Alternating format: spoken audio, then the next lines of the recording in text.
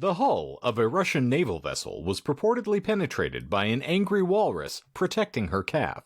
Noted cinema slacker Kevin Smith has already optioned the rights to her story, revitalizing his Walrus Yes movement, which spawned the infamous indie horror, Tusk. Well, if you wanted honesty, you've come to the wrong place. Cunnilingus and cum dumpstery. Yes, that is what we're at here. Ooh, I love it. It is not cola, it is cock. Coca-Cola. Time to whip it out and start cooking. The power of the mic compels you. Much like cock, I need one. And at this point, you can smell the Caucasian through your speakers. You're screaming and I scream. I think I missed half of the references, but I understood the point. Dim-witted thunderfuck. This is the Disinformed podcast. I'm Shane. I'm John. And I'm Michael. And I'm glad that you were not around to see the chaos of the pre-roll, listeners, because it was ghastly. There were some very weird things that happened there. And if Michael figures out how to do it, he can plug in a little auto-tuned song right here, because for some reason he thinks that he can watch a YouTube video and learn how to auto-tune by hand, which I was trying to describe to him, which means he's going to go into every waveform and have to manually manipulate it. Speaking of manually manipulating things, apparently I have caught a random case of the rubber lips today, which is, from my experience, what you usually do to make her come. But I don't know what's going on. Strange occurrences. And obviously we are lacking the female persuasion here this evening or morning or whenever the hell you're listening to this. We're not encumbering your schedule. This is on your time, friends and listeners. Yeah, this could even be like 2 years in the future. Yeah, absolutely. I mean, we are a movable feast, and I have said that so many times. Did you guys know that we have 500 views on that Flat Earth episode, on our episode 13? Oh, we're blowing up on the tubes of you, my friend. But the thing is like, we have no nearly we've got 500 views this month alone. Well, thank you for a bit of housekeeping. If you decided to listen, thank you. Yeah, but yeah, you said we're sans a guest or sans Courtney or I mean, Jonah. Is she a guest? I have been asked this multiple times now by my girlfriend, including this evening as I was walking in. She's like, "So is Courtney a part of this?" And we've had this conversation before, but is Courtney going to be on the show going forward? Or was this just kind of like a try thing? And for the most part, we have said, maybe we have to amend this and make it like those auto insurance commercials where it's like the Limu Emu and Doug. It'll be the Disinformed podcast and Courtney. Where just whenever she decides to amble up and contribute, then she can join in. But otherwise, I think it's a no pressure thing for her. So she doesn't have to stress about it. It's an open relationship. Yeah, exactly. Yeah, those always work out well.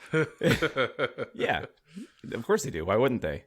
Yeah. So we have our very talented friend Jess making us some new art or cover images for the podcast, and we were having the conversation amongst we three, and we're like, so should we have her Courtney should be in there, right? Like Courtney should get cartooned. And Shane, you had a really good point, which is just pose the question and see see the level of involvement based on the response. Like if she wants to be there, she's going to say yes. And she definitely gave an open relationship kind of response. I'm just going to talk shit about you, Courtney, because you're not here. Let's see. As long as you continue to want to have sex with me, then I guess I'll stick around. And I can't tell you the number of times I've had that conversation. Well, since Courtney can't be here, I'll let her words speak, for the episode. And yes, she says, "I'm here to hang out as long as you'll have me, or until you get sick of me. And since Michael is still around, I feel that job security is pretty likely." So that being said, Courtney, you will be on the art. Hey, and who's Art, and why is he interloping and cucking Jonah and yourself? I don't know, man. But we were talking pre-roll about what we were going to do. I'm sorry, today. I'm still like traumatized by the experience of the pre-roll for me, so I'm trying to get back to baseline. Yeah, if we want to paint a picture, you turned into Michael for probably a minute and a half, and I think a minute and a half of Michael is kind of like in Interstellar, where they go down to the planet with the waves. Yeah, So, I like, lost 5 years. Yeah, 1.5 minutes being Michael or having his ability to cold read. It's like 7 years for you. This little maneuver will cost us 51 years. And see, I can say revitalizing as much as humanly possible. Apparently, once when it's I read written it, my down, brain did not connect that synaptically. So it's fun. Can you reenact how you were trying to pronounce it? I know that's the sad thing, as I think I blacked out halfway through the sentence and woke up on the other side of ing. I got you. It was reveal. And then the penultimate attempt, it was revitalizing, because you got excited that you were hitting it. Uh-huh. And I feel like Michael's just in the background, just fucking fist pumping, just like, yeah, bitch, get it. No, I was empathetic. I understood his plight there. I'm like, I feel you. I black out too whenever I talk. Yes, I feel I've been humbled. Yeah. Well, it's the three of us today, and because I'm the lazy one, even if there's 4 people, I'm still the laziest one. I suggested that instead of going forward with a topic, that we just shoot the shit, because fun things have happened in the past week, and today is, for all I can tell, a pretty damn good day. I was about to say a series of unfortunate events have occurred. But we kind of pitched the idea of maybe just not doing a topic and just, doing the 3 dudes and a mic podcast format this week. Oh, sorry, 2 dudes and a mic. Okay, I was like, do you need to go back to counting, like math? No, I meant like, furthermore, like how I haven't go ahead. I haven't gotten Courtney's pronouns in a hot minute, but I'm fairly certain she doesn't qualify as a dude. Well, that's for her to say, or that's for Courtney to say. For Courtney to say. Yeah, I'm not presuming anything. Fuck off. No, that's how people talk about podcasts, like subgenres, where it's like 3 dudes and a mic, where it's just free form. You guys haven't? Yeah, no, okay. 2 dudes talking. I've mentioned that like genre before. Yeah. Usually you're referencing Pornhub though, but. No, usually you're referencing Pornhub. That is very fair. Hey, we haven't talked about porn in a while. Well, we are definitely going to get in there. Oh, no. We're going to get in them guts. There's a cum-fisted Sigourney segue if I've ever heard one. Should we even say what the show usually is, or just... I mean, I'm fine to, since we do adhere to the law that every podcast is someone's first podcast. Yes. For those of you who stumbled in here drunkenly out of an alleyway and went, oh, this sounds interesting, I'm sorry. But we will typically discuss a random esoteric topic and then lie about it in the course of explaining it to one another. And we have to pick the lies out of a lineup and, say that one and show on the doll where it touched us. Like, it's a really prolonged process, and it's difficult to navigate in most instances. And nobody wins. Not once. Ever. And we're not doing that today. Maybe. We have a safe word. Unless someone, pulls a drawstring and, pops the chute. Well, considering that most of our episodes, like a good quarter of it is just what we're doing right now. Uh-huh. Yeah. Well, I'm not going to let the Sigourney segue take me to where it was supposed to. Oh, well, what the fuck else is new? I had the most bizarre week of work, and not bizarre like things were weird at work, but I just had like a collection of people that I don't know how they even get places. How they function? Like, yeah, like the bus you didn't see drop them, them and it's not like stealing the Tom Segura joke, but it's like, how do you drive a car? Like, did you drive yourself here? Did you get dropped off? Is that your usual life? And not like an Uber context, but like all the time. Did mom drop you off with a sack lunch at the bar? That'd be fucking hilarious. Listen, the type of sack lunch you get at John's bar is dramatically different. Yeah, come see me in the back room, baby. It's a strange sort of ham and egg sandwich. Well, my schedule has been way nicer lately, because I went from working 3 2 a.m.s, like when New Year's Eve happened, I worked 3 2 a.m. closes back to back to back. And to anyone out there that works in the service industry and works a 2 a.m. gig, and that's your life, like for 5 days straight, I applaud you. I don't know how the fuck you do it. It is so weird. Even when your sleep schedule is adjusted and you're hitting, you have energy throughout the time, it's just still a weird time to be awake. But anyway, so now I'm only doing 1 2 a.m. Like throughout the month of January, I'm only doing 1 2 a.m. close per week, which is really nice. But somehow, just that dice roll, this last Saturday, I had a very unique interaction with some customers late night, which, as we've covered before, is the only time where these kind of interactions will ever fucking happen. So this, I'd have to say the couple's probably around in their 50s, maybe, if I had a guess. It was this white dude, and then his wife was a Asian gal.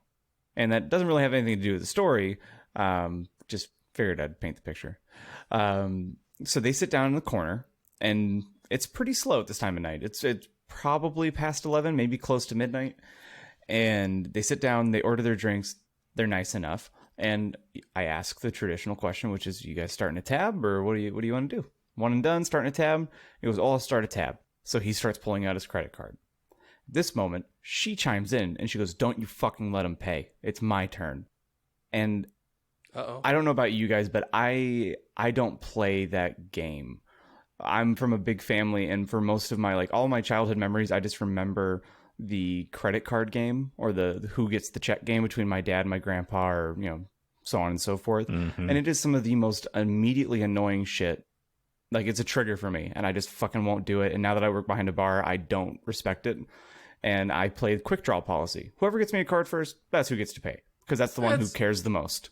Fair. At least that's my opinion on it. Like, if you wanted to pay, you would have already paid. Yeah, no, that makes perfect sense to me. Like how my brother used to fuck with my dad. He would go to the waiter. Clip that. My brother used to fuck my dad. Roll Tide? Would that count? No. Like Logan used to tell me, comments like that's why my mom won't fuck me anymore. Anyway, my brother would go and sneakily just give his card to the God damn it, what? Sorry, the phrase weaning my weenie. It just popped into my brain. Weaning my weenie? Weaning, because your parents wean you off of, well, I should say your parents. My dad weaned me off of milk as well. The mom, they wean you off of the tit eventually, and so they were weaning my weenie. This has been Shane Hunt's Brain Corner. Yeah, you're welcome. This is why I said I don't drink, because if I took the lid off of that thing constantly, I'd be locked up. They'd have no other alternative. I mean, I think I would still pay to see you take an edible once. But then we've talked about the slippery slope, that kind of... Well, you see, though, I'm building up to it because I have enough people. I'm getting close where that is going to be a significant enough payday that I can take a year off of work to just take one edible with all the people that want to pay to watch it. I can live stream that shit and then be fucking great. Rolling in the dough, rolling in the deep, if I can steal a phrase. R.I.P. Adele. Indeed. She's still alive. Well, she touched us. Apparently, that's enough to kill a career just at the onset. But anywho, your brother was fucking your dad one time. So in between fucking my dad, my brother would insert a credit card into his urethra. Now, we refer to cash that or credit, like a mobile square payment. You put the little thing in there, and you swipe it through. Is it chip or swipe? Whatever. Oh God, swiping, bad news. We call that credit sounding. How my brother would assert his dominance over my cuck dad. He would go essentially pay the check before the check even existed. Just give the credit card. Just walk up to the table and be like, "Here, it's on me." Yeah, just settle it up. And my dad pissed himself with anger. But anywho, the dude gets me his card first. So I take his card, and I don't even say anything to the lady. I just kind of like give a eye smile, because that's what I can do behind the mask, is, you just pretend like you're smiling, which I never am. Yes. I never smile at work now. I just squint my eyes and it makes it look like I smiled. Racist. Shut up. So it does have to do with this. Shut the fuck up. So this lady is not happy. And this takes place all within 35 seconds. I take the order, I say this stuff. And she goes, "Do not take his card." And I was like, "Well, you'll probably get it on the next round. Like, don't worry about it. He's got you on this one." And she goes, "I have pepper spray in my purse."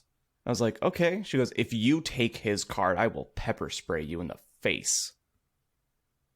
And I guess you're not taking any cards tonight. So I knee-jerk reaction a la Shane. And I go, "You haven't fucked me well enough." Yeah, you haven't fucked me well enough to pepper spray me in the face. I said, "Kill that motherfucker." No, at that point, you're just like, "Ma'am, I'm married." "Ma'am, this is a Wendy's." No, I said that would be the quickest and easiest way to get kicked out of a bar. And I just knee-jerk reaction. And I didn't say like a dickhead or anything. I was like, well, that'd be a quick way to get kicked out of a bar. She goes, "Oh, if I pepper sprayed you in the face, you would kick me out?" No, I would call the police. And I said, "No provocation? Of course." And I responded before walking away and telling my coworker that he would continue serving them and I would not. Was, "If you assaulted me, would I kick you out of the bar?" I think that would be the minimum amount that could be like to be expected from that gesture. Thank you. Yeah. I just can't believe, like, I didn't even process that story really until like a few nights later when Becky came to visit me at work, because I don't really take this home now, like, especially on a 2 a.m. close. Like, by the time I get home, like, I'm not thinking about the dumb bitch in the corner who threatened to pepper spray me. I just like, oh, video games, or, oh, I could try and watch an episode of something before I fall asleep, But she was at the bar, and I just had like that flashbulb of like, oh my God, that fucking happened. Like, I'd found like the memento tattoo on my arm. John G. Yeah, but that was one of the weird interactions this week. I just don't understand. And maybe this is because I don't drink and I'm not sociable, but like, why in the midst of, I want to be respectful and considerate of someone who is being forced to wait on me. Granted, I know, like, I'm the one who's, the patron here, and the customer's always right mentality of most people of I will comport myself however I damn well please, and they adjust. But it's like, I've been in a service industry now since I was, late teens, early 20s. Constantly just dealing with these mumble-mouthed fucks. I want to be as courteous and considerate and kind as I can be to someone who is basically just trying to make a living and not there to make my life better. So the individuals who come off with attitude or just say random nonsense like that to a server just baffles me. I don't understand it. Yeah, it's fucking just breathtakingly fucked at moments.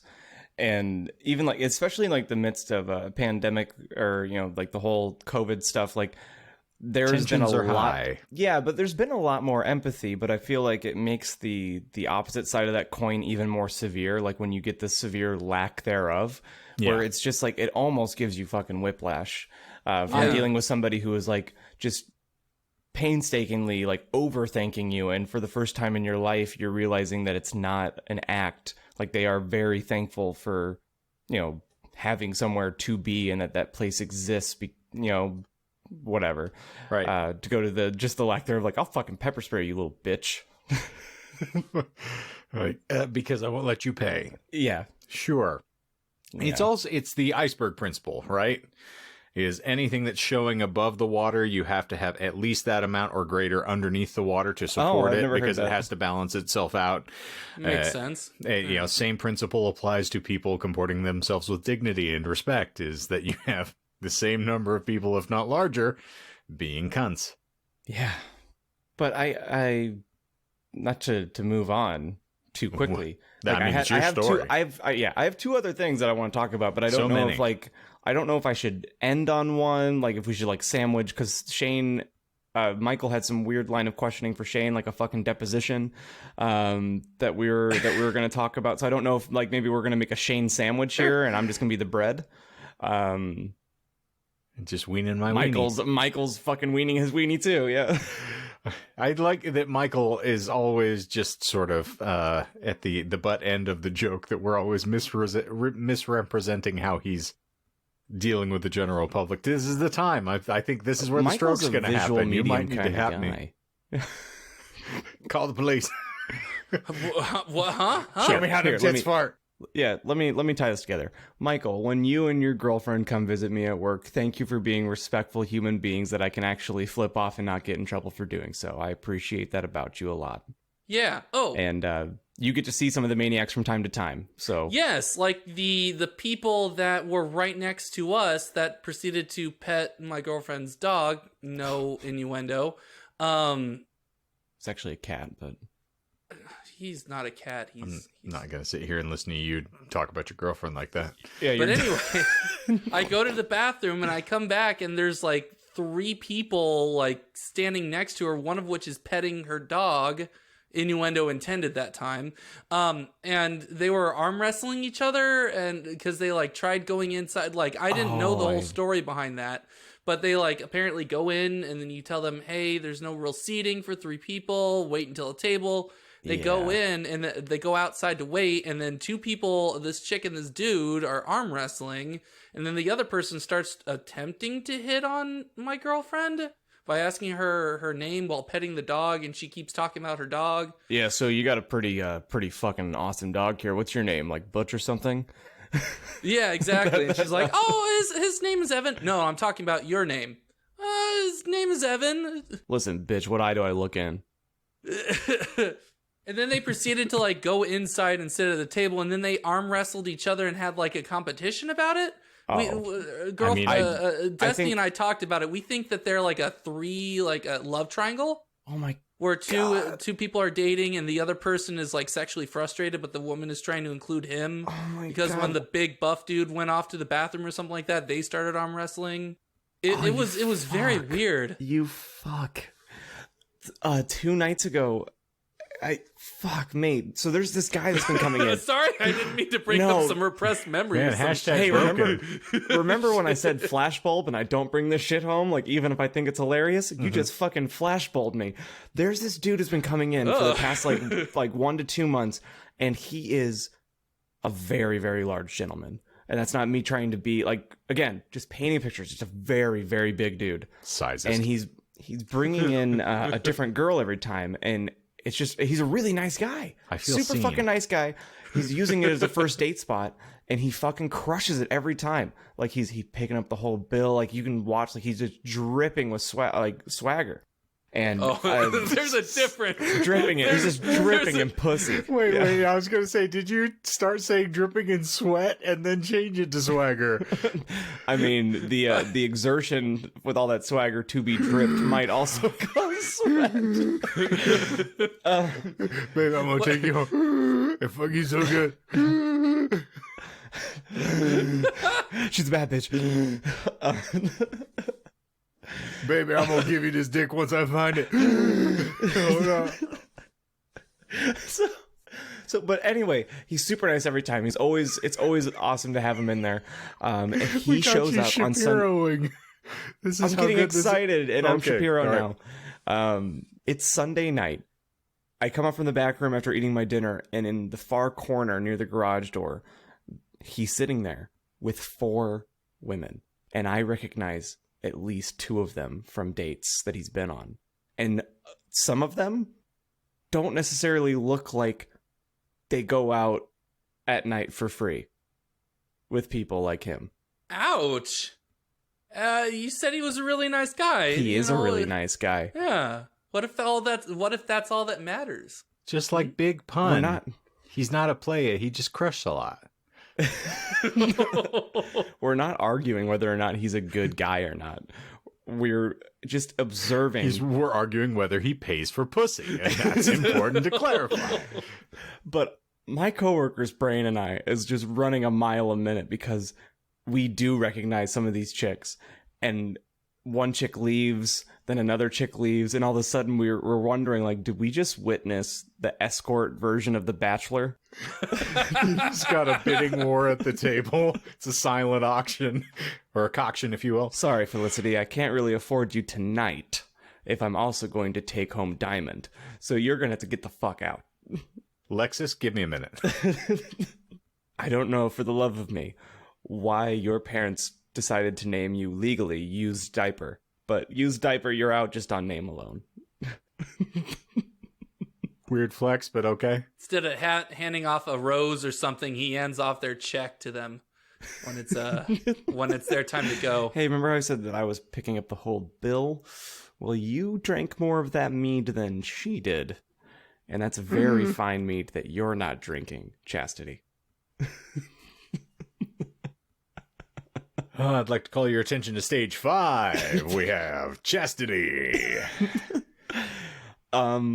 Okay. Quick aside, it'll tick one of my boxes, and then we gotta get to Shane, because I'm fucking tired of being the guy who's just losing his mind remembering stupid stories from work. It's not gonna get any better when you shift over to me, friend. That's fine. I had a moment this week, and it involves your private no-no time. Why am I shocked? I don't like where this is going. Why are you watching my private no-no time is the question. So I've been a little more down to the wire lately. Like, I have other things that I'm wanting to be doing, but I know myself well, and if I don't have a pre-work jizz sesh, I was gonna say, what weird like game show is this that it's the beat the cock challenge, or like the wire's counting down like Mission Impossible. Okay. Someone's lit the fuse and it's just... I am not going to be talked to by someone who I have seen angry because they didn't jack off in their day. I mean, I understand. I'm just telling you, I don't have like that limitation of a restraint. No, I mean, I could go through my day without coming. I just prefer not to. Just like, you know. I don't blame you. Yeah, it's amazing. But anyway, just jerk off when you get to work, for God's sakes. Man, break that seal. Serve someone a White Russian.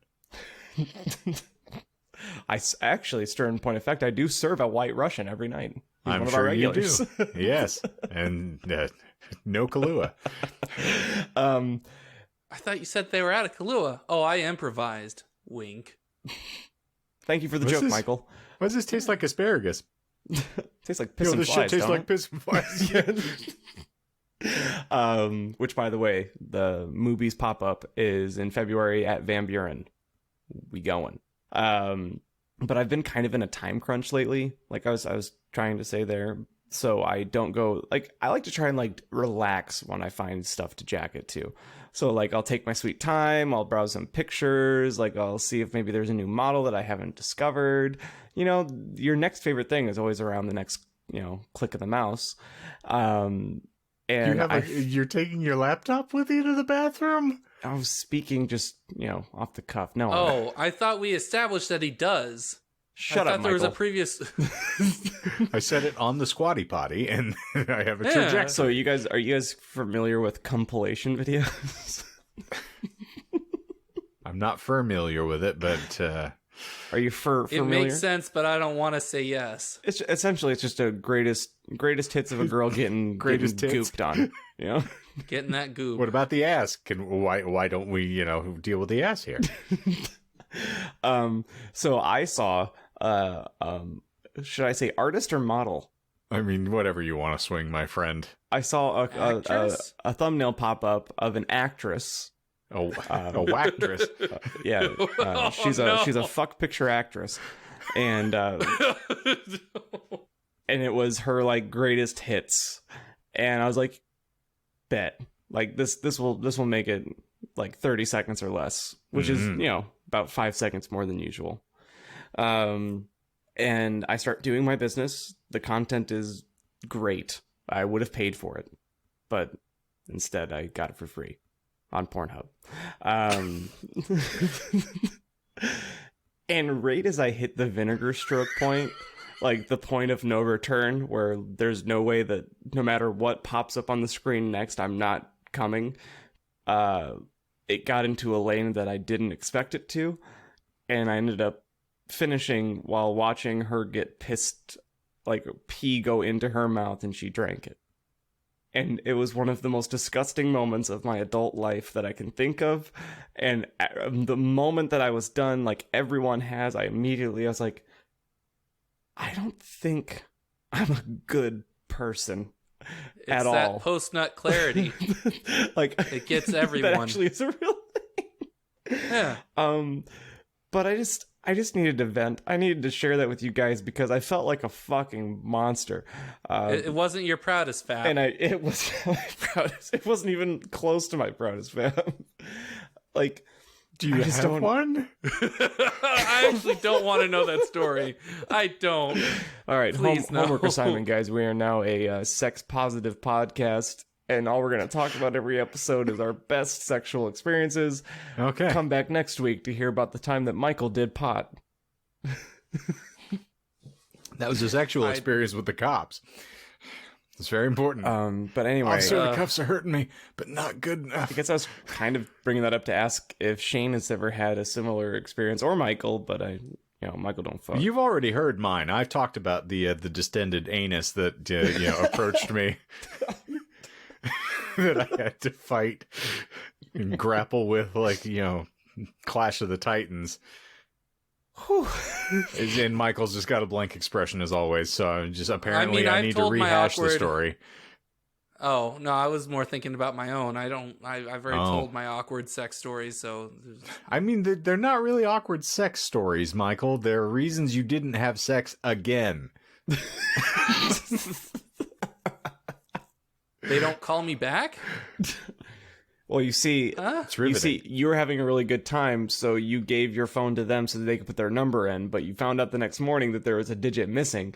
So if you just want to, like, I'm just going to write a note and you can just give it to this person the next time you see them. Exactly. I mean, you just want to be professional about this. I'm just trying to be a good guy, okay? I didn't know you'd do that for me. That's very nice. Thank you. You're very welcome. It's a service that's offered at John's place of employment. Yeah, you can give me a note addressed to literally anybody with a vague description, and I will probably tear it up after you leave. Mm-hmm. So bring that right down to Bottle Shop 48, and John will get right on doing that for you. He'll happily provide you that service only at Bottle Shop 48.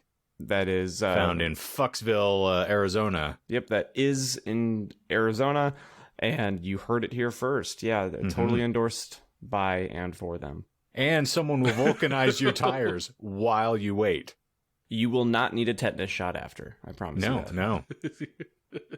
You also won't need a mask, so congratulations. Yeah, have fun with that. So, Michael, yes. You were looking forward to editing this episode, I'm sure, but... Oh, yeah, there's a word back there I need you to bleep for me. I figured. I just wanted to laugh. That was all I was going for, and it didn't really hit the way I hoped it would. And it was great. I liked it. And speaking of not quite hitting the precise spot that was intended, Michael, tell me a story. Once upon a time, you woke up with a big dick. Big, and then I woke up. Big dick. It's a whole new complexion on the term fairy tale. I guess so I was talking to a driver the other day at work, and we started talking about Lake Havasu for some reason. Okay. And then he mentioned that he worked at a pizza shop called Papa Leone's. Yeah. Okay, Papa sure. Leon. That there, Papa Leon's off of that the Lake Pleasant River. Next to that there London Bridge. Where's the point? I forgot what the river was called. I didn't give a shit. And then I mentioned that I knew someone from Lake Havasu. I kept calling it Lake Pleasant whenever I was in the conversation, even if they are nowhere near close to each other. It's just like habit for me to call it Lake Pleasant for some reason. But so I mentioned you, and he's like, "Oh wait, I think I might know him. Does he know X and Y?" And so that's why I asked you, Shane. And yeah. That was it. My follow-up question to do I know X and Y, he had to have given some sort of context for how he would know me then. I think because I mentioned that you worked security at some bar or some sort of thing in Lake Havasu. Okay. And I also mentioned that you were in music. And so I'm in the music. Yes, you were in the music. You did the music thing. Yes. With the and all that other stuff. So, and I think he's played music before in some like unofficial capacity or some sort of effect or something like that. But I don't remember. But what anyway, is an unofficial it capacity of playing music? Is that like you went to Guitar Center and fingered a string and then left? Yes. I don't think he was like ever you actually carry a license to play music.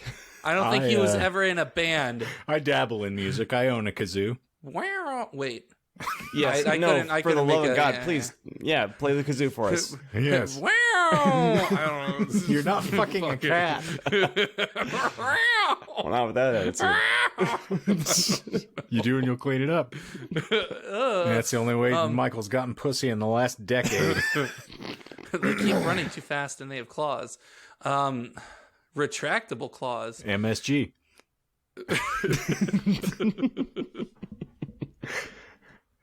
But no, he It's knew what Michael's those two sex people. life and Chinese food has in common. They both use cats. And they're high in cholesterol? Yes. Yeah. You watch your sodium intake. I don't understand the references, but I think I got the point. So, in point of fact, it does turn out I do know both of those individuals, and I have a rather sordid past with them, as it turns out. And so when I attempted to somewhat divulge a little bit of this in the course of our chat, I was given the podcast shush, which means table this. We'll discuss it on air for everybody else's consumption as well. It's been a really weird time for our friendship. Doing the podcast now for a little bit, because you just gave it a name and I hadn't named it or had a name for it till then, but we have been podcast hushing each other for a good long while now. Yes. And even like when we could do band practice and like be in the same room every Sunday, like you'd be getting caught up with everybody else and I would actively be trying to ignore everything that you were fucking saying, which was very tone deaf in the moment because like then you try to vent and I'd be like, but I knew it would be on the podcast. Save it. But anyway, now that selfish assholes have made it almost impossible for us to do that for a while, yes, we do have hey, this would probably be good fodder for the show. Yeah, there's always the idea that this is, why waste good content on, de-stressing. Yeah, like why waste your feelings? Just bottle it up. This is our therapy session, right? Yeah. Yeah, how was your guys' weeks? Well. Oh, damn it. Since you've asked. Oh, by the way, did one of you access the email? I saw that someone had accessed it twice today. Yeah, did you fucking get so hard when you didn't send that message? No, I got very frustrated. That no one asked? No, that I didn't. It was like, it hurt my head to not ask. When I get those emails, I cuck myself. Oh, no. Oh, no. All right. Go ahead, Michael. Oh, thank you. Thank you. So John just sent a chat to the group chat, and he said, did anyone access the email? So thank you for that, John. I appreciate it. Yeah, you're welcome. It's important to clarify. Did it feel good Yes. watching me send that message that you wanted to send? Well, if no one answers the no, then I don't get the release that I so crave. I just want to know who accessed the damn email. Well, anyway, he's been Cuckleberry Finn, and Shane, we gave you a podcast hush about your past. And now by the email. We want to hear about Shane. Well, I'm sure this will be riveting listening, and I will try to spare some of the detail because we can get super nuanced here. But the first band that I was ever in was created with one of my best friends, who is still one of my best friends to this day. It's my, as he referred to himself, I will always remember the phrase, my flaming poetic brother in arms, Mr. Zach. And so Zach and I met in journalism and decided to start a band because we both were really shitty guitar players and thought, why not? Let's waste some people's times subjecting them to tone-deaf nonsense. And through that, I stumbled into another friend of his by proxy, and we just started kind of like making this weird conglomeration of people who knew how to play instruments and would just go hang out like you do when you're, 16 or 17. Of this throng is one of the gentlemen in question, who for anonymity's sake and, to avoid litigation, we will just not name. I'll call him Cletus. Clytus. And anyway, Cletus decided Cletus? to come in and play keys. And so when this turned into the Decepticon marching band, as named by our guitar player Jesse at the time, who I can name because he's a marvelous man and a very good friend of mine still. He brought this cat in, and he liked a lot of the Doors stuff and was big on kind of acid rock. And so we had a very diverse collection of material. We would cover Black Sabbath, Santana, and the Doors. It's a really weird conglomeration of musical influences. Makes sense, though. Checks out with how I know you to be. Yeah. And the gentleman who played bass in that band is another guy that I was very close with at the time named Roman. All of this will come into play later on in this weird tumble dryer. So Cletus leads to Roman. Yes. So we had maybe like one or two dyed-in-the-wool practices with Cletus before Cletus shuffled loose of the musical coils and went on to impregnating people as a career. And fucking throwing rope is a life choice. Indeed. There's a brood of failure that is littered all throughout the Havasu proper area that I'm fairly certain he's mostly responsible for. Okay. The occasional broken condom may have come into play, but that was just because of the guy he was fucking at the time. I was going to say, is it really a broken condom if you tore it yourself? Tore through that stuff just for the taste of it. Did you leave me? Oh, little pinhole plungers. Anywho, just like my father, huh? So I'll show you what my snozzberry tastes like. No, he's both of these gentlemen and I have no further static. I'm just being funny, or attempting to. Allegedly, yes. allegedly. Anywho, so he was not. We didn't ever do any real gigs with this group. We all just kind of played around and entertained ourselves, whiling away the afternoon hours occasionally. How old were you? Flash forward, I was probably 16, 17 at the time. Okay, so like first high school band. Yes, exactly. It was literally the first band that I was in. And then flash forward to maybe 6 months later, I started playing shows out frequently by myself. We started doing like an open mic night with a collection of poets from the high school. So I was the editor of the high school literary journal, so I sponsored these events down at these coffee shops in town, and we would do poetry readings because, everyone loves the hoity-toity arts from 17-year-olds who just want to wax poetic about how their balls will bust if they do not meet Jenna behind the lockers, And Jenna's bringing the bust. Indeed. It's about a C cup. And I thought you were talking about busting a nut, but you were talking about the bust of the cups. I'm just showing the dexterity of the word. Would you bust a nut on the busted cups? It's a peanut butter cup if it Why were. not? Why not? Reese's. Yes. So, Jesus, long story short, too bloody late. People stopped showing up to perform, so we would get no one who came in to read poetry but me. So I would just be stuck, one asshole in a microphone, much like this podcast, and trying to entertain throngs of people, all 7 of them hanging out at a coffee shop at 9 p.m. on a Friday night. And so I just started taking my guitar with me, and, if no one showed up, I would play songs. This led to me kind of getting plugged in with the Lake Havasu Musicians Network, which is a collection of great people. Lowell, a good buddy of mine back then, was sponsoring that, and I started hanging out with them, doing open mics, playing shows, and so I got to be a regular on the coffee shop circuit there for a good long while, playing like every Saturday night, doing 3-hour sets.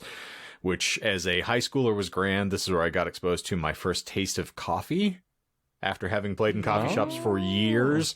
See, this is the episode that we needed. This is the flashback, like you've been with these established characters for a while, and then you get the flashback episode of like, why does Shane drink so much coffee? Yeah, just like, why does John drink so much? And then you go back to, trauma. Daddy. And then you realize that you don't want to hear my origin stories because they're very boring. We tried to hear your fucking origin story once, and we constantly now rib you about the one time you did pot. And the answer for John's alcoholism is Daddy Dick. So... Daddy and Brother Dick. He prefers to go by Richard. No. Card. Everyone fucked Dad. It wasn't limited.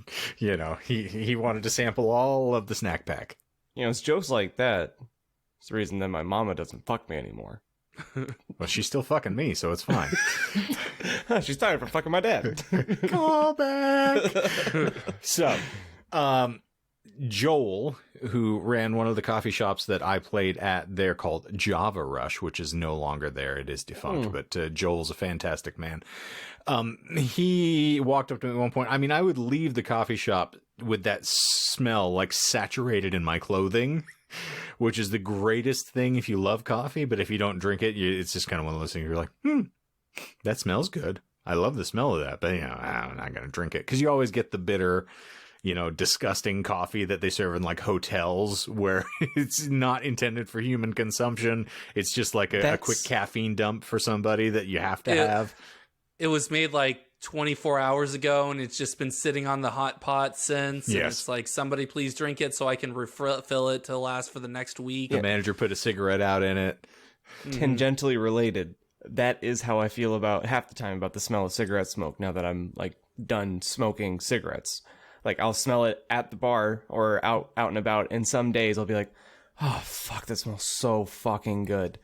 And then, but you're just like, yeah, it's not, can't really do that anymore. Which is funny that you brought up the cigarettes, because another trigger, again, it's weird to think about things that you like trigger your like addict brain. Because being off of cigarettes, it's been like when you met me, Shane, I was very like a pack a day smoker without question. And I think it's been over at least a year and a half, almost 2 years since I've smoked a cigarette. But still to this day, I think at least every week I have a couple of cravings. And there are moments every single week where I'm like, you should go buy a pack. Yeah. And one of those smells that triggers it is fresh brewed coffee.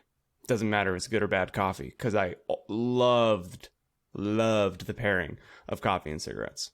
I mean, because it's the only thing that you can taste after you've had a couple cigarettes. Yeah, also instantly makes me shit, so...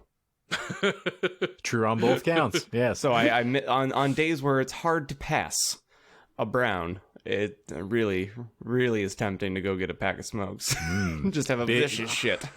Big if true. Anyway, you were talking about Lowell and not me being an addict. Well, there's Lowell and Joel, and both of them have the same last name. So if you want to get even more confused, does it rhyme? Crazy. Okay. Does it rhyme with Lowell and Joel? No. So Lowell is your friend. So Lowell Joel is the one who owns Java Rush. Correct. Not that this is really pertinent to anybody, but it plays out. So after I'd been pretty established at Java Rush for a while, I stumbled into Cletus's brother, Anus. Cletus? Oh. I'm sorry, it's pronounced Anus. I just wanted to, Anywho, so Anus stumbled into my life at one point, and I did not realize he played music as well. Can we change his name? Because I'm only gonna hear you mispronouncing Anus. That was kind of intentional, John. That's the point. Okay. So trust me, it's apt. So Anus and I played with his anus. Sorry. He just hates us. He hates us with his anus. Playing the old bitch whistle on the butt trumpet there. They hate us because they ain't us. All my haters eat my tater. So Anus and I stumbled into one another just through happenstance. I don't remember how it exactly happened. We talked about him playing music and me playing music, and I had been doing occasional jam sessions with my buddy Roman, who had been in the Decepticon marching band as well. And so I was like, hey, we're 3/4 or 3/5 of the way towards a band, so we might as well complete this thing. As it turned out, Roman also knew a gentleman who played drums named Mike. Go figure.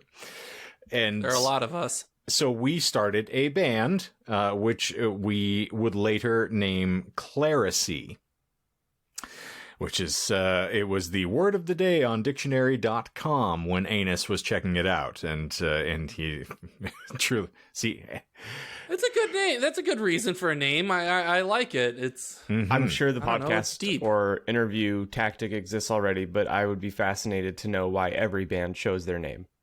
Because there's always, most times, a really random, like almost to this story, like nonsensical reason why. It's like, why is your band's name Gushing Grannies? Oh, well, I listened to this podcast and they're fucking stupid and they threw it away. So I decided to, make another. Take that, fucker. I like that in the course of all of that, though, no one has asked where the hell the Decepticon marching band came from. But I thought it was very obvious, so I just didn't bother asking. Yeah, that's important. Would you care to explain? No, we're just going to leave that. Okay, fine. It's too obvious. Everyone should know it. Yeah, no. Jesse was a goon for Transformers. He had the Decepticon logo on his guitar. Okay. And because when you're 16, you're very creative, and that just spurred. He's like, let's call it the Decepticon marching band, man. Jesse was a pastor's son, and is to this day like one of the most spiritually infused people that I met. But man, he sounded like a stoner all the time. And I was thinking he was taking a hit, and then it's like, bro. Hence the Black Sabbath adoration. He had studied. He had that entire like Black Sabbath songbook, and he learned all of Tony Iommi's solos, like note for note. Like he was dedicated in his love. So he had to be rocking the ganj a lot. You see, here in the Decepticon marching band, we play all the notes. Indeed. I still played cowboy chords, though. I'm not going to lie. Long story short, too fucking late again. We start actually picking up a little bit of momentum with Clerisy, and as we're starting to get a little more serious, Roman was taking classes with me. We were both in college. Mike was in college with us. And Anus was still, or Anise. That's Anus. Better. Anise is better. We're still going with Anus. So Anus was still a youngin', a high schooler, but was not also quite stretched out yet. Yes, we hadn't gotten all the way in him. But he was working with his brother at said pizza shop at the time. Just getting the occasional wage. Was his brother's name Fisting? No, it was Cletus. Cletus Bundletrons. It's the Bundletrons family, as we well know. What about Cletus and Fisting Anus? No one was fisting Anus, okay? And that's why he was so upset about it. If anyone's gonna fist Anus, it's gonna be me. He was a great guitar player, though. He had his fingering was fantastic. So we started playing. We started trying to play shows, and Roman was not quite in sync with the group. He didn't really practice, and he didn't really catch on to stuff when we were playing through. I wasn't really playing guitar as much. I was just singing, and this will play a factor in later on. So after a little bit, Mike and Annis asked me to fire Roman. Not let's all... Is this your first time firing a band member? Uh-huh. So not let's all sit down and have a discussion. It's like, you tell him we don't want him in the band anymore. Now, this is my friend. And again, the one who brought Mike into the mix as well, which I find very funny. How it's a cutthroat thing with musicians for some reason. And this is where I start. I am also to blame in a lot of this. So I'm not trying to scapegoat anybody else in this conversation, because I knew he wasn't living up to it. And he did it because it was fun. He was a great bass player. He just didn't care to put the time in. He was dealing with girlfriend stuff, trying to go through school, trying to get himself. He was going to transfer over to a college, a university sometime. So he wasn't in the game. The three of us were, imbeciles who didn't have any better prospects. So we just wanted to while away the hours making music. And cut to, 2.5 decades later, and here I am doing much the same with much more capable mooks. So, yes, you're welcome. And so I had to fire Roman. He didn't take it well, and we wound up not speaking for a while because of it. And I went and grabbed another friend of mine that had been in a band, and this all gets so, man, we can get granular. I played around with a couple guys that were in choir with me. They had a band called Dirt, which being an Alice in Chains fan, I'm like, awesome. And then they're like, oh, no. Oh, sorry. I was going to say, but the real reason that they named the band Dirt is because one day, probably around the first rehearsal they did, someone tripped and just ate it. And they're like, I ate dirt. See, you would think, don't hurt. No. This is a much more inspirational and meaningful title because the name stood for disciples in Revelation times. Trick question. I set myself on fire.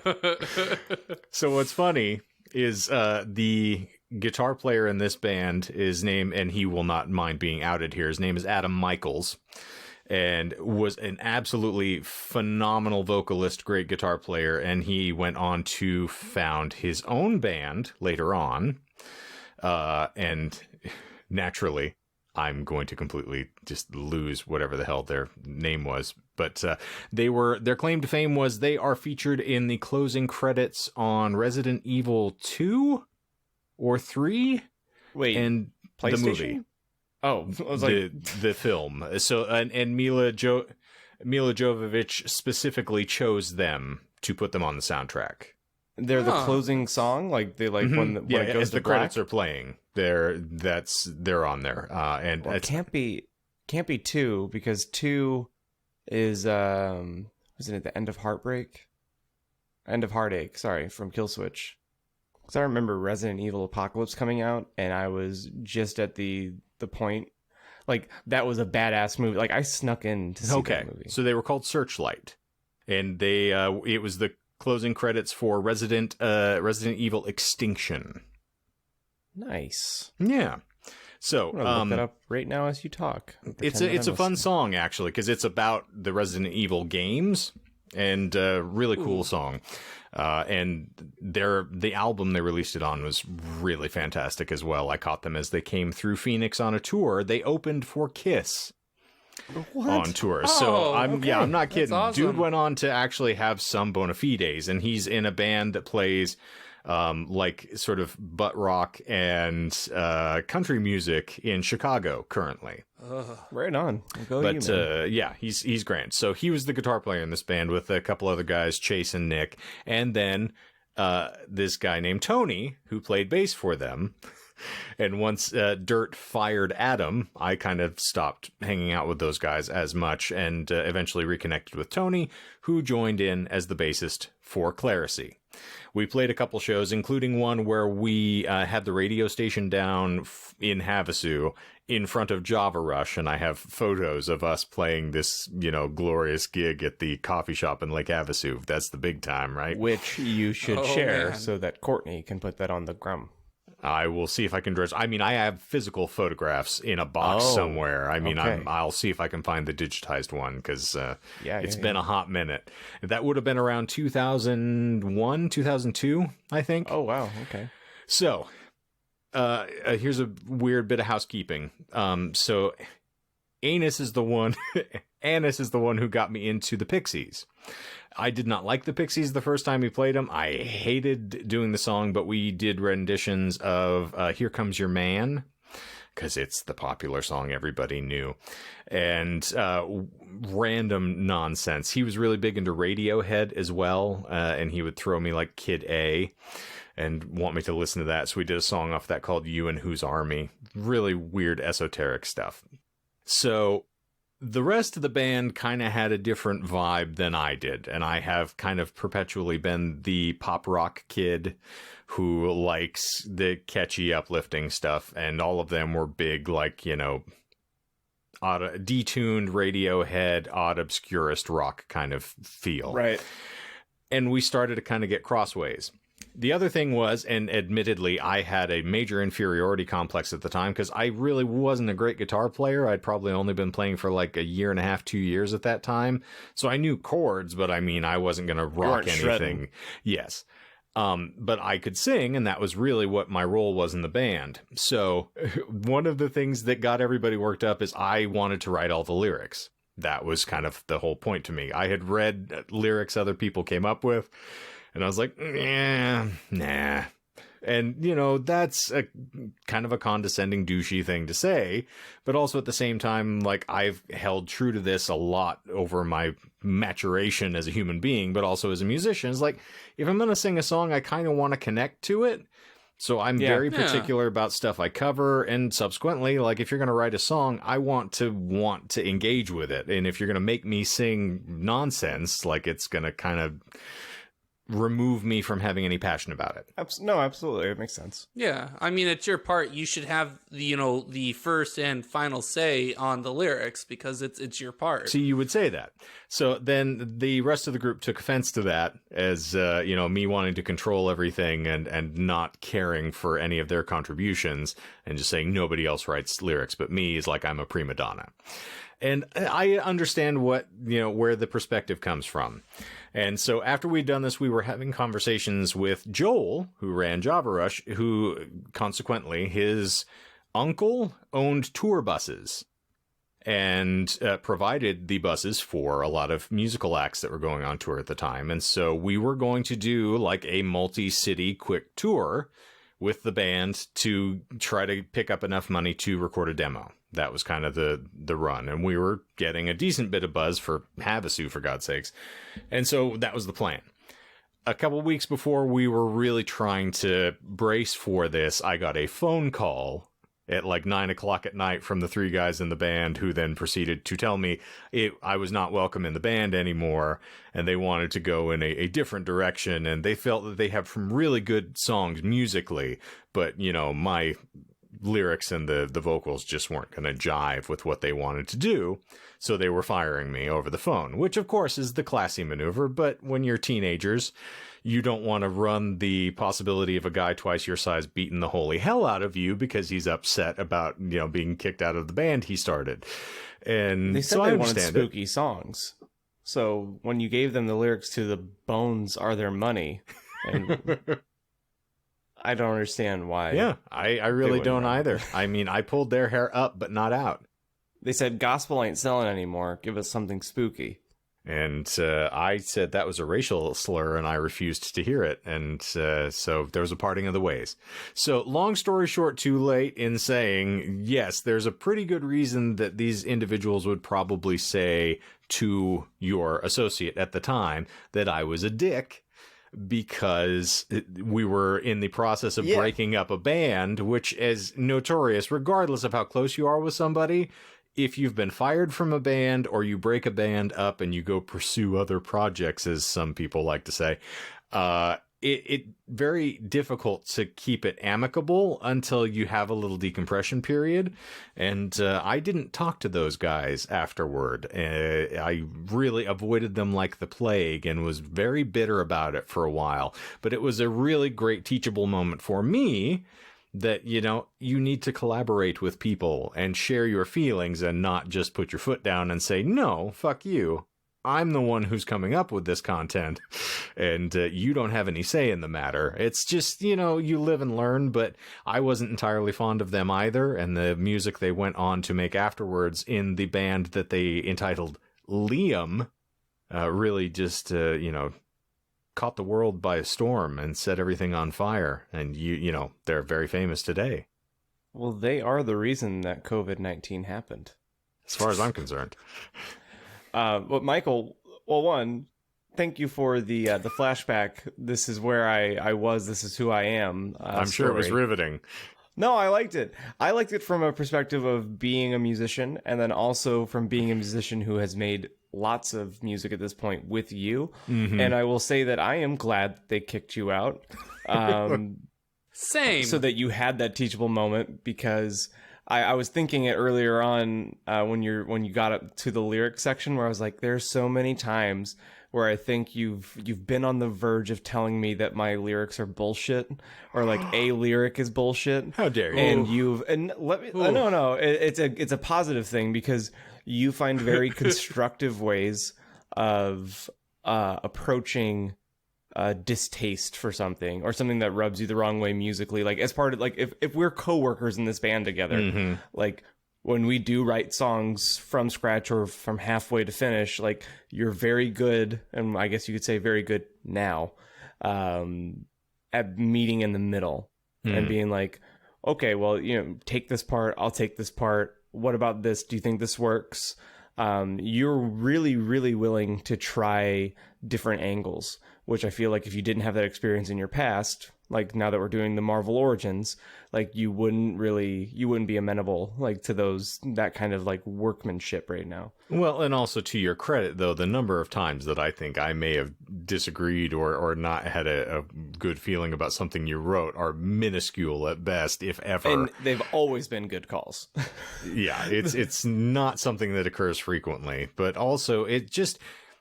You learn after a while. One of the reasons I adopted the policy of I'm not ready for it yet. Sometimes things just don't hit you on the first pass. And, and my taste is not universal. So there's plenty of material that I'm not going to gel with that plenty of other people do. Popular music is popular for a reason, but it doesn't mean that it is the be all end all. It's certified by, the opinion of someone with a wallet somewhere. That's basically it. Yeah. Well, Michael, take us home. What did this person... Because I don't think you actually said what this person said. Like, you said it over the group chat, but I don't think before we got into the origins that you described, what was said. Oh, I mean, I about our beloved. Oh, he reached out to Cletus and Enos, and Anise. I mean, go and whatever you feel. And he responded back with, apparently there's like a little bit of bad blood between them. That was it. He wasn't like, oh yeah, no, they said Shane's a big dick or something like that. Yeah, no. It was just like, oh, well, apparently they don't really get along well. Oops. That was pretty much the whole thing. Oh, because like him and I were expecting like, it's like, hey, you know these guys and I know these guys. Oh, that's so cool. Like, small world, etc. But it was fuck that guy. He fucked my sister without a condom on. Yeah, well, and now she's dead. She died, from the sex. It was ghastly. It was terrible. The scintillating aspect of this whole thing as well, depending on who he talked to, Anus and I have a great relationship now. No, we, I think, reconnected a few years ago, and as I told John, the funny postscript to this whole thing is we were doing the whole rundown of, like, list your accomplishments, fucker, so that we can compare who came out better on this exchange. And he's like, yeah, I still kind of make music from time to time. Mostly I was on tour with Blessed Union of Souls for a while. I was their guitar tech. And, that was fun. And I learned a lot from those guys. And I'm over here. It's like, okay. That's something to put on a laundry list. I like the Blessed Union of Souls. I've covered a lot of their songs, so I can dig it. I don't know who they are. It's okay. It's a little dated reference, but I believe that love is the answer. And I believe that love will find a way. And life, good call. Finds a way. But the interesting thing that I mentioned, because I figured you want this included for the course of consumption, the problem I had with Cletus is he wound up dating someone who I had a major crush on through the course of my high school career, and who I was in the literary journal with me and was a contributor. And it was very well known for most everybody that I was kind of doe-eyed over her, and it's kind of very well established. So right as I started playing in a band with Anus, Cletus was dating this girl. So I'm like, this is not fun. So I, probably mentioned it a time or two, which, always good to badmouth someone's brother to them, I'm sure. Oh, for sure. But when you're young, you're not really thinking about those things, and it's just a dick move. But then a little later on after that, there was a girl who I had spent a significant amount of time with, and this is where my I don't have friends policy came from, is I used to hang out with her and another friend and Roman when Roman and I started reconnecting all the time. And then this girl in particular kind of strung me along because it was one of those, like, I friend zoned you in my mind, but I'm never going to tell you that. So it's easier for me to let you think that the option of us being together might be a possibility. And we went a while with this. And then I kind of figured out one day that things were not jiving, and we kind of had a little bit of a blow up. And that was the end of that. Probably like a year and a half later, she and Cletus were married and had their first child in arm. Yeah. And they have had, I think, like 4 subsequent, maybe. Like, yeah. Whew. So there's a lot of that small town interconnectivity tenets that you know, you're prone to finding in those things. So there's a lot of really bizarre, when you're immature and trying to figure out how to function in polite society, nonsense that occurs in your teens that's just not informed by rational thought. It is that, you know, the pre-nut lack of clarity, as we will do to allude back to earlier in the podcast. Yeah. So I'm sure neither of them remember me very fondly, given context. I'm sure I said some very caustic things, like you do. I mean, this would be known. I have my moments. It is known. Well, I was going to share another work story, but I feel like the escort bachelor kind of killed it for me. So no, I will just share my final story. No, I'm going to share it on the After Dark. I'm going to save it for the After Dark. Well, okay. I see your game. All right. Fair enough. Fair deuce. Because I feel like we succeeded in what we thought we would do, which is just have a fucking conversation for an episode. Say Happy Inauguration Day. Even though that's not the point of the episode, obviously.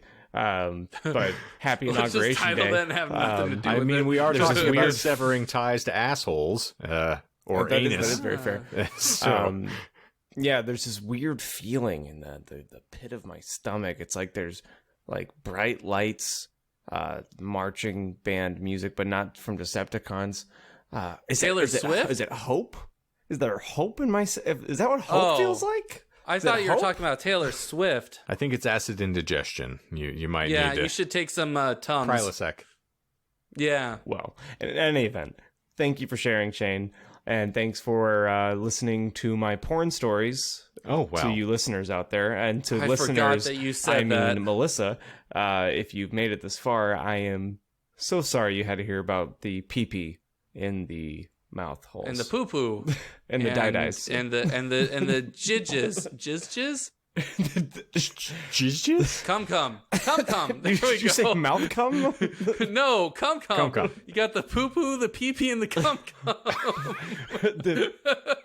In the name of the pee-pee, the poo-poo, and the cum. I quit.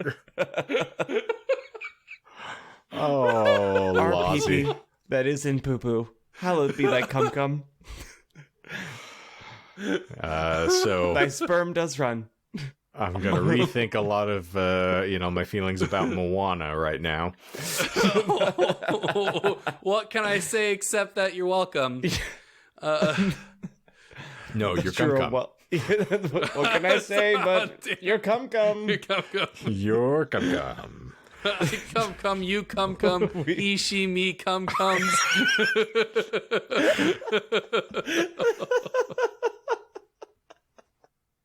Oh my God, Michael did a joke. Did you do good?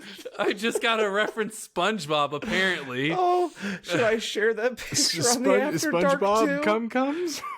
No, well, it was Wombo instead of Come, but it was... Squidward? No, it was Patrick. Oh, SpongeBob. SpongeBob. No. Don't start playing the Cancer Kazoo again. No, we're not ready for this. Chocolates. Anyway, are you ready for a segue? Are you ready for Sigourney to fucking rear her head? Give it, Katie Morgan. Give it. We usually would go on to directly record the new installment of Hogwarts School of Prayers and Miracles. But not to jump on Shane's bit here, but that Wednesday show is reaching its finale. Right? But when this airs, it'll be over, or it'll be done? In 2 days, you'll get your season finale. Series finale, motherfucker. Serious finale. No. It'll be, season, but the fanfic reads will go ever on and on. Yes, I'm so excited. I can tell. I was letting you continue to illustrate to our listeners I was leaving the dead air to show how excited I was about fanfics. Well, that being said, I actually am excited about fanfics because you guys were correct, and we are getting like a nice little pop of activity on those videos. So if you found us because of those... Yeah. If you did find us because of those, thank you for watching them. Thank you for listening to us. But yeah, you're going to get the finale there, but we're going to go straight on today and record the Disinformed After Dark podcast. And that I'm going to tell the story that I had in the chamber. And I'm now going to share a picture with the gentlemen of SpongeBob that they'll never be able to get out of their heads, which I already sent, but we're just going to show everybody else. Oh, I saw that earlier. If it's the finger inside of him. Yes, we're going to show that picture just for the love of it. Okay. Cool. But yeah, that's all I got, guys. Hey, that's actually from the episode that I was referencing. No one the Wumbo, fucking cares. Wombology, he, she, me, Wumbo, Wumboing. Bless you. So, not all of us have to, show children's programming to keep our dates entertained. No, it was for me. She showed it to keep me entertained. Did she? Well, did you change your dye afterwards, or? Well, after you come. Pee. Come. She had to change my dye. I pee he she dye in my come. Ew, wait, I don't want to parse that. I'm gonna nah. I'll just yell "and me." Well, and it's the most appropriate past participle that we can find in the midst of this phrase that was a phase of the Disinformed podcast. Well, thank you all for listening. We are thrilled to have you here, and I am sure that for the 7 of you who do not know us personally that actually listen to this on the weekly, that was very likely enough to bore you to tears. But, what are we going to be? What else could I be? All apologies. But all apologies. Yeah. And I call Cobain, so... Yeah. Come as you are. And die like Kurt. That is a tease. I am going to work on that episode still. I did not forget. And you're going to sit and drink Pennyroyal TT. Anywho, ladies and germaphobes, podcasts, and OnlyFans, we sincerely appreciate you being here. Naturally, you can tune in for, John's steamy story that will find you on After Dark, that you will find on the Tubes of You every Freaky Friday at 10 a.m. Mountain Time. And then soon enough, we are going to have a brand new fan fiction that will be debuting, and we're going to keep that under our hats for the time being, because we do enjoy playing things close to the vest. But brace for impact, because that debut is going to be just fraught with tentacles. Yes. Slimy. Yes. As Courtney would say, he's got to keep Michael titillated somehow. A little tentacle titillation, indeed. And for you tentacle aficionados, the molesting monster is that way. Yes. And furthermore, as a tease, I'm going to bring this around into a glorious little butthole, or anus, if you will.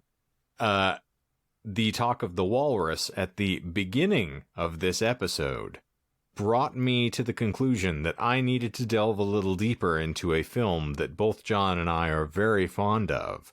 So one of my upcoming episodes is going to be a little deep dive into the Kevin Smith film, Tusk. Fuck yes. Ooh. Fuck yes. The excitement abounds for all involved parties. And so, Michael, since I know you haven't seen it, we'll get that spoiler all ready for you. I think I saw the end result, and that's about it. Well, Brace for impact, my friend. I don't want to die in Canada. And Michael has got a very interesting tale on the horizon as well. What are you going to be sharing with the kids next week, my friend? So I want to talk about the most vicious war Australia has ever fought within its own borders, and I realize that could be a little insensitive, considering that they probably fought the natives. I was going to say, with the eradication of the Aboriginals, that may be somewhat testy ground. Way to flex your white privilege there, you fucking cuck. The most vicious war against nature. There you go. Because everything there's trying to kill you anyway. To build a rabbit-proof fence. Yes. So I'm gonna talk about the Great Emu War of 1932.